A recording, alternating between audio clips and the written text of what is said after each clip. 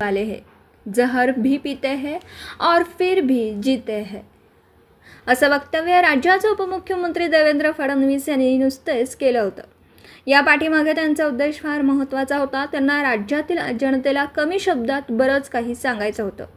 2014 साली राज्याचे मुख्यमंत्री पद भूषवताना राज्यहिताचे अनेक निर्णय त्यांनी घेतले. त्यात सर्वाधिक डोकेदुखी ठरणारा विषय म्हणजे मराठा आरक्षण.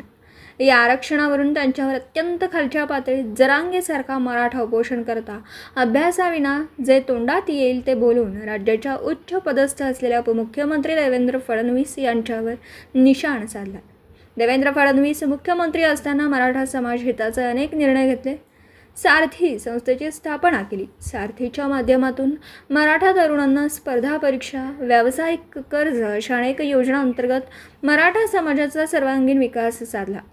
मराठा समाजाला आरक्षण देऊन ते टिकवणं असेल, अण्णासाहेब पाटील महामंडळाद्वारे कर्ज योजना असेल, असे अनेक फायदे पोहोचवले. असे असताना देखील शेवटी याच समाजाचा उपोषण करता मनोज जरांगे कशा भाषेत बोलत होते हे महाराष्ट्रातील जनतेला ज्ञात आहे. ते वेगळं सांगायची गरज नाही.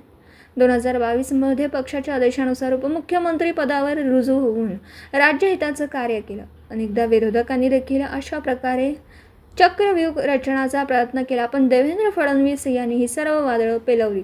राज्याचे मुख्यमंत्री व उपमुख्यमंत्री पदाची शपथ घेताना देखील स्वच्छ निर्मळपणे त्यांनी माझी कामे निष्ठापूर्वक व शुद्ध बुद्धीने पार पाडेन असं आश्वासन राज्यातील जनतेला दिलं व त्याला ते जागले देखील.